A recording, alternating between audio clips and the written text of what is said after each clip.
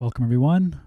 Hopefully, I'm coming through nice and clear here, and I hope you are doing well tonight or this morning, depending on where you're coming from. We're going to talk today a little bit about this ZR release and some of the other things that have came up in the last little bit here. Some of the things I'll hint now are things like the DJI release. They have a fresh new leak. I think we're going to get to that first and just kind of get that out of the way. Then we're going to move on to some ZR content. Anyways, hopefully this sounds better than before. I'm using a different microphone now where I can actually have a fan on for once. My sweaty ass can stay nice and cool, but still be live. Pretty excited about this. All right, let's switch over now to the browser mode, and this is it. This is DJI's first look at their new Mini 5. This is a drone that I also own myself, but to be honest, I don't use it all that often. I don't know. I'm not really in love with the camera compared to my mirrorless. Doesn't really cut it for me. But anyways, let's get into this. This one looks somewhat exciting, I guess. Wish I had a telephoto. Fortunately, it looks like it does not. Oh, it should have went up. There we go. So yeah, that was it.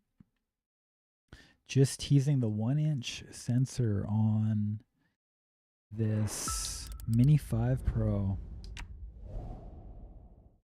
And that is it. Also teases that it is indeed a locked f1.8 sensor like the other ones. All right, well, let me know if you are excited for this release.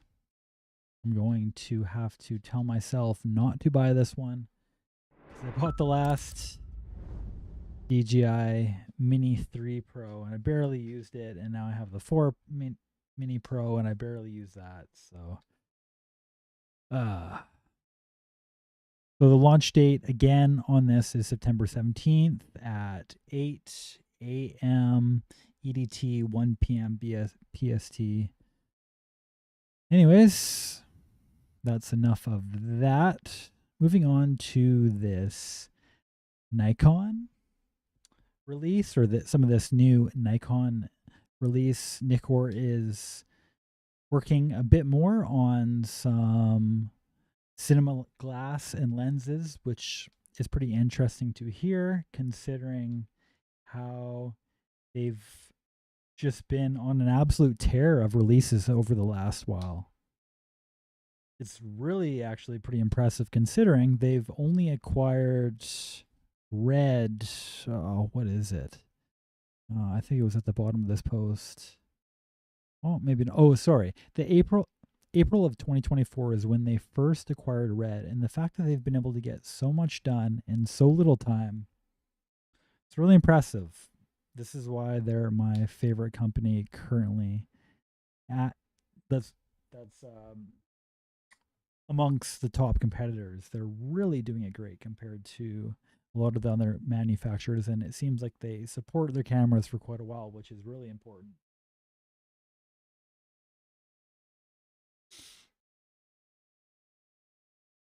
All right. So they're not exactly saying what lenses are being released here, but they have just mentioned that they are going to be creating more cinema glass over the next future. Over the next little bit in the meantime. So the last lens that they released was actually a power zoom lens. Good thing it's not meant for photography people, because photography people hate power zoom lenses. I actually don't mind them too much. For shooting video, adds some like unique characteristics that you otherwise wouldn't be able to add in your video without it being like really shaky and whatnot. So I don't mind a power zoom lens. I'm not gonna say that I hate it, and I'm sure their cinema glass work quite a bit better than the kit lens on the Fuji system or some of the other equivalents. Okay, going on to the ZR, the real topic of discussion today. Let's look at now some comparisons why one might want to pick the ZR over the Z6III. I have the Z6III. This is my go-to camera, my main workhorse camera. This is by far the best camera I've ever used. It's just a great camera. I really feel a little ashamed that I thought about selling it not that long ago. What is wrong with me? So looking at this ZR, it's the latest and greatest, right? A lot of people are really interested in this, but they're potentially missing out on some things by wanting that over the Z6III, especially when you can buy it at a lesser price than the ZR new. Something to think about. So on the used market, it looks like the Z6III sells for around 2,800 Canadian. You're going to have to figure that out in US dollar. But the ZR is now $2,099, $3,000. So do you buy the ZR used for potentially less money? I'm sure you could probably pay $500 less. That is if you were otherwise going to buy the ZR paying taxes as well. No one wants to pay the tax, man. Don't pay the tax, man. Don't do it. Buy used, everyone. Buy used. And if you're a company looking to send me a product, buy new. Buy new. Feed the system. So, the ZR, this is the biggest thing that I'm sure not a lot of people are aware of. So this ZR, it has only an electronic shutter. This is like I believe the ZV-E1s, and there's just been so many other ones released as of recent with like cinema-oriented cameras that have had just electronic shutter. And why this is bad, or potentially why this could be an issue for you, sometimes at slower shutter speeds, like if you're wanting to do long exposures, you would benefit from having the mechanical shutter also. Things like doing flash photography. When you're doing flash photography, you're limited to only being able to shoot at 1/60 max. You can't shoot, say, up to like 1/250, 1/300 when shooting on flash, and that really sucks. So this is one of the reasons why I've never actually bought one of these for myself. So it's going to be really up to you what your use cases are, but I think a lot of people are going to probably not be super big on this camera, specifically because of the shutter that's on it. To me, it's huge. It's really it's a big issue for me as someone who has shot real estate work in the past. Still shoots it sometimes. I'm really trying to focus more on YouTube. Please like and subscribe so I don't have to do real estate work anymore. I hate it so much. Okay, now the next thing here. So the Z6III, one of the best viewfinders ever made. And then I know it's a little further down, but the screen on the ZR, it's the best screen ever made. Like, you don't even need a monitor potentially when using it. Incredible. P3 monitor, something with nice, accurate, color rich on the screen without having to need another monitor. Sony, like, what are you doing? Your cinema line cameras with just like the worst screen, the same screen you're throwing on your like low grade cameras, you're also putting it onto your FX3 line. Like what are you doing? Like what is the point of that? Screens cost so little these days. They should really be a lot better than they are. Like I think Nikon's the first company that has actually not overlooked a screen on a camera in years, which is kind of crazy. Like screens cost next to nothing. I have this one. Oh, where is it? Screw it. So I have this one screen that allows you to actually record the screen of your iPhone, to use your iPhone as like a selfie camera or like turn it on. I had some ideas to use that as like a C cam for like a few different like product shots or whatever when I only want to bring one camera with me. And yeah, some of those are like $40 for a screen like this big, and like you're spending 5 grand. You should really have a decent screen when you're spending that kind of money. So I never really understood why a lot of these companies are being so cheap when screens really are just as cheap as it gets. I don't know. That's interesting stuff for sure. Okay, going on to the next thing that we have here.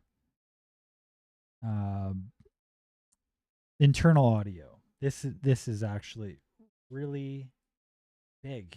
This is a massive thing for a lot of people, and I think it could sway some people. I think the GH7 had 32-bit internal audio, and that would allow you to go without using something like an external recorder, which I ended up actually buying recently.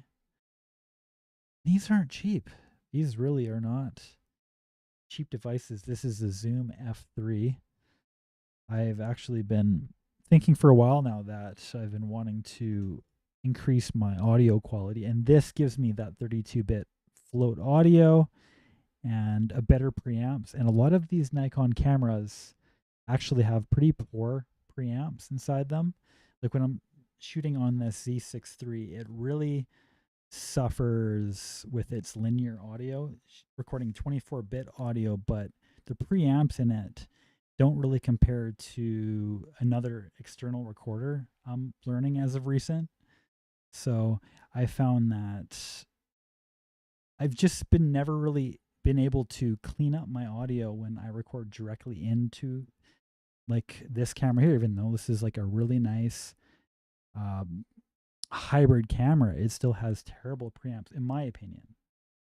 So without something like a quality preamp or using like an external recorder like this, like I would never be able to have a fan on in my bedroom without this. So this could make a pretty big difference, and I really want to see people that aren't sponsored by Nikon try out these 32-bit float audio recording and see exactly how that camera is. Because if it's decent, then yeah, they'll be really cool, and that might save you some money in the end over top of the Z6III costing more money already. So something to definitely think about. Going into their internal RAW codecs, this camera introduces not a new, sorry, not a RAW codec. This is a codec that is the Red NE codec. This is specially designed for this system. Both cameras have the NRAW and the ProRes RAW, which is now finally unlocked to DaVinci Resolve. And I was actually looking at some of the file sizes now that DaVinci Resolve has enabled this ProRes RAW, and with my 512 card, I believe I get around 31 minutes of record time. So ProRes RAW just takes up so much space. I couldn't imagine using that CS50 or whatever the hell that camera was, because I think that records like 4 or 5 times as much in terms of space. Okay, so now we've kind of leapfrogged back over to this uh, conversation about this monitor size. Monitor size on the Z6III is actually really nice. Nothing bad at all to say about this. I do like, in particular, the way that they have designed the screen on the Z6III. I don't think a lot of people really mention just the overall build quality of Nikon compared to companies like Sony. Oh, it's my dirty screen. Let's give it a little bit of white. Nikon just has much better build quality on their screens, like the hinges and everything. They feel so much more solid when doing like architecture work or real estate. Sometimes I'm walking from room to room with the screen open like this on a tripod. You have people walking by, sometimes kids, sometimes dogs, sometimes old ladies. You never know what will happen when an old lady walks by and smacks into this thing. But I think with Nikon, I think an old lady could walk by, wouldn't fuck it up. But Sony, oh, Sony, you're sending that in for replacement, or you're trying to fix that crap yourself. Sorry, Sony guys. So sorry. But the Red has a 4-inch, and yeah, I'd really like to try that in hand to see exactly how it feels. I think it would be pretty sweet to have a screen that big. I really would. I really do think that. Okay. So the HDMI port, also another benefit for the Z6III. This thing's got ports for days. I mean, it's not too impressive, but you know, you have your. Geez, I don't even know what this port is on the bottom. What is this one?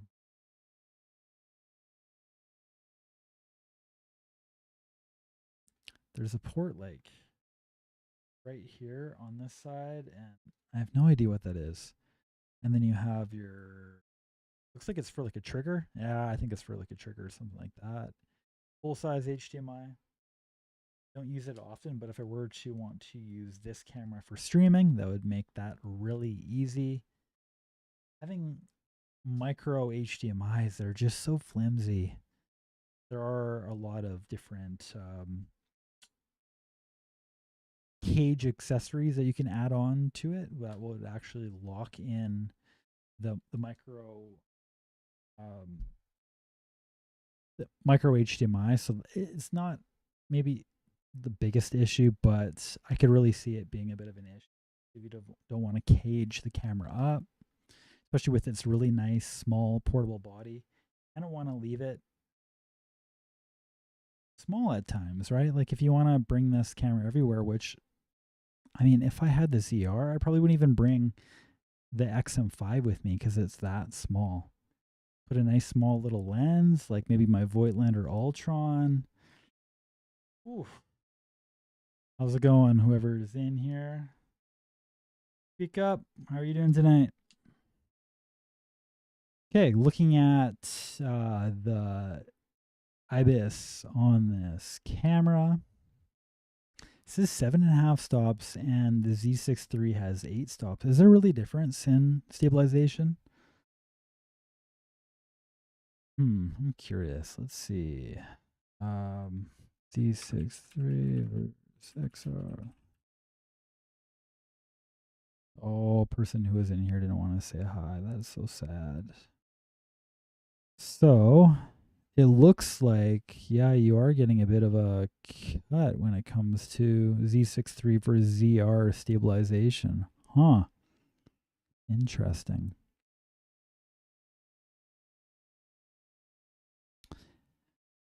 I actually have a video that I'm planning to work on as my next project to actually revisit the Z6III stabilization, because I think a lot of people aren't really too sure how the Z6III does its stabilization.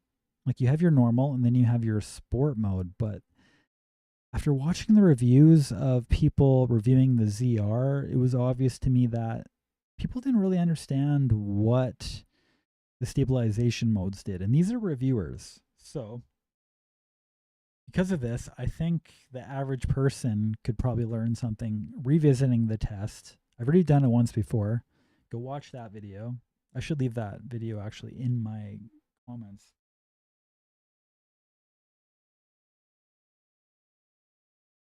But yeah, that's going to be my next video that I'm going to work on. If you have any suggestions on what to add into that video, please let me know. And I'll work around your requests. And if you have anything in particular you want me to check out, I'll do it for you. Okay? How does that sound? So the design now, looking at the list of trade-offs between both of these cameras with the Z6III. It's just a joy to hold. I mean, you have a really nice DSLR almost sort of body design.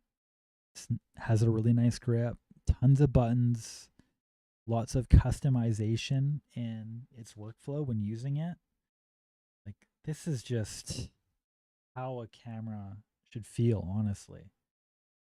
I know it's not the trend these days to have something nice and big and bulky like this, but it just feels so great in my hands.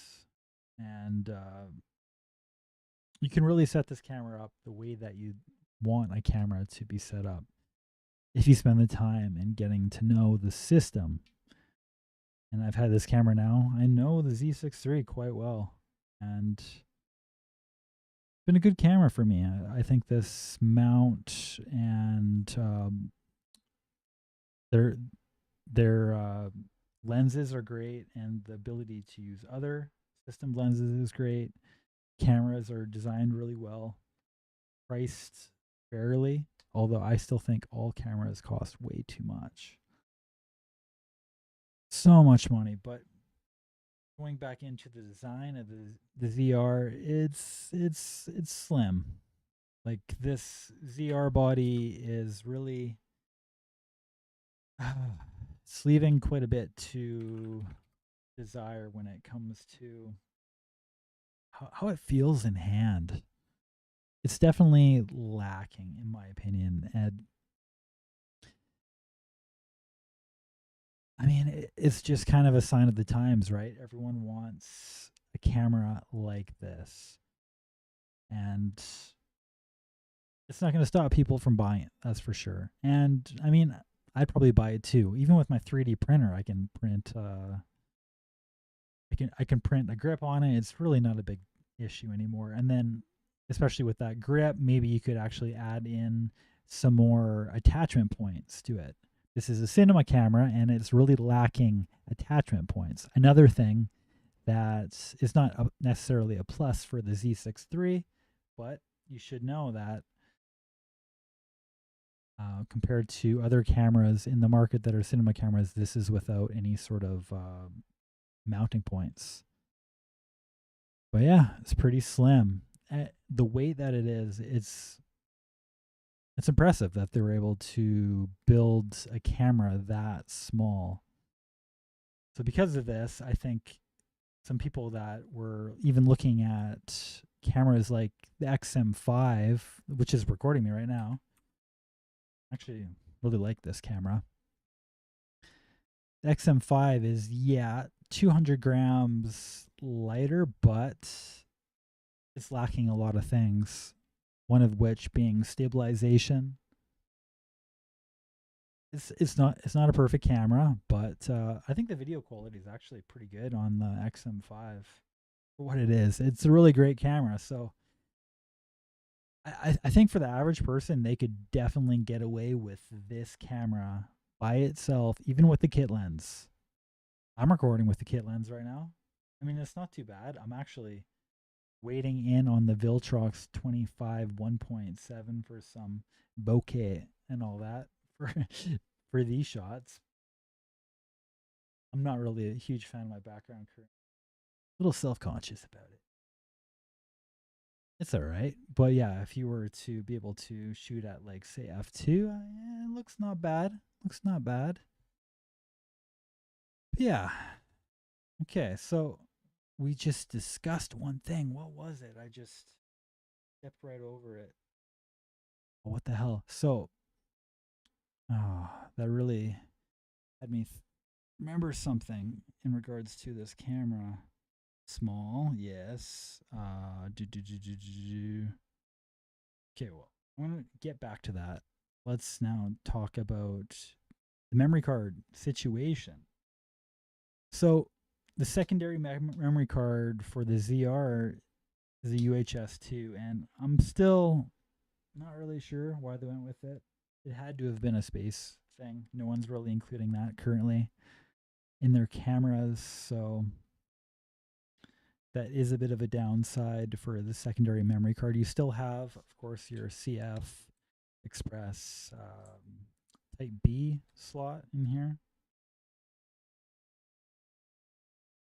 All right, and yeah, the price. The price is lower on the ZR, but the Z6III is cheaper on the used. So, buy the Z6III. Buy mine for the same price. I'd do it probably. Oh, kind of sucks though. It doesn't have that mechanical shutter. That is a downside. No viewfinder too, but the screen, I think the screen really makes up for it.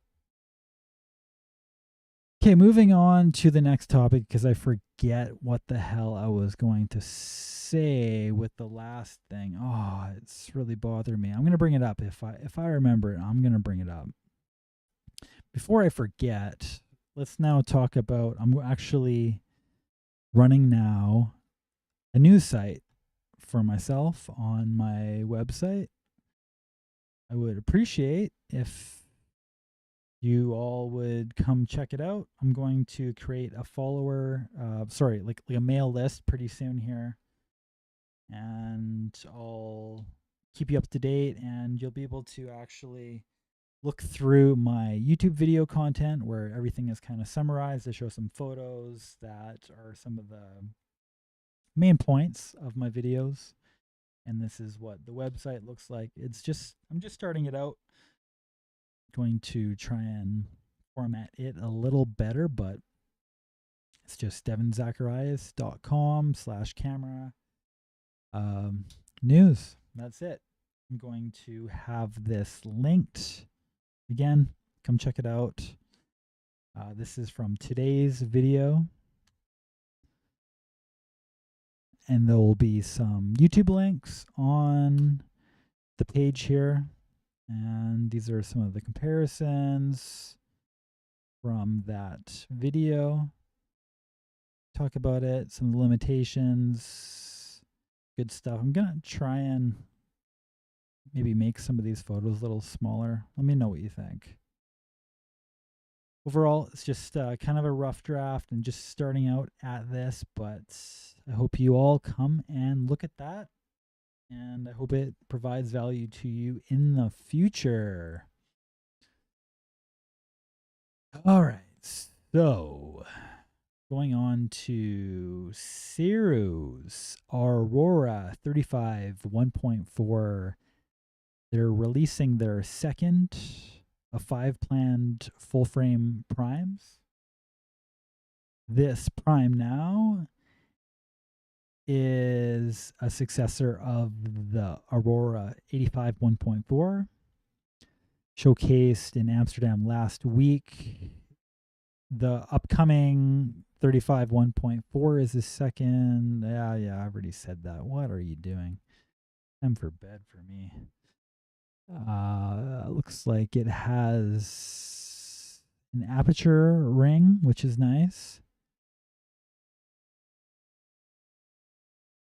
These are available on the E mount, Z mount, Leica L, Fuji X, weighs around 490 grams.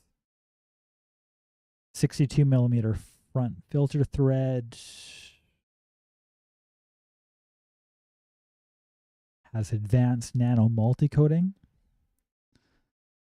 Driven by a stepping motor. Supposed to be fast. And yeah, I remember they had some comparisons, I believe, with the 85 G Master or something like that. Petapixel reviewed that, and it looked like it was a solid competitor to that Sony G Master lens. So seems like they've been upping their game quite a bit recently, and it should cost around $500 US.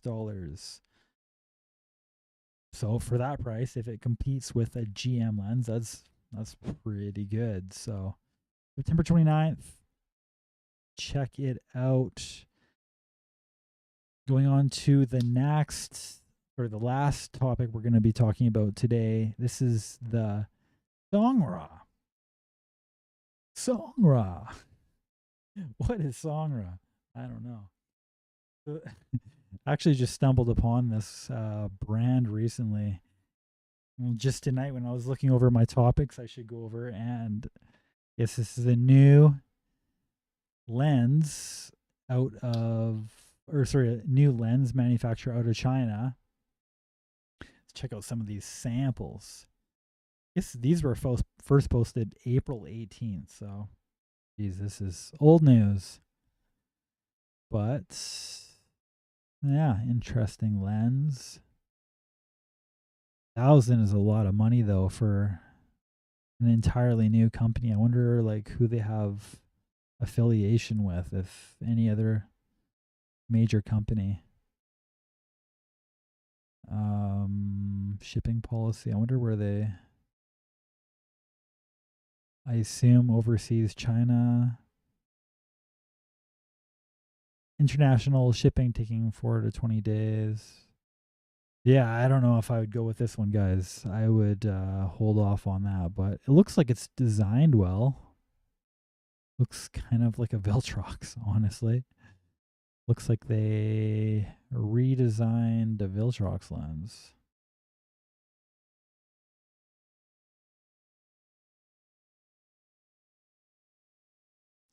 This has a stepping motor as well. Hydrophobic anti-smudge coating. Aerospace grade all metal construction. Click and declicked aperture switch. FN button on it. Minimum focus distance of 0.52. Watch my Canon FD 51.4 video that I released today. Pretty good lens. I think you'll be happy with the review. I know I was pretty happy with the comparisons I had done with that lens. From 1972 or something, it was first released. 0.45 meters at 1.4 at 50. Pretty great. That lens. Definitely a classic. Check out my review, please. Anything helps. I'm the beggar tonight. Please. Oh, that hurts. So look at that. 900 grams. But yeah, it's 1.2. What did I expect? Looks like it has a pretty nice way that this renders, though. Don't think it's all that bad. Hell yeah. I like competition. I don't have anything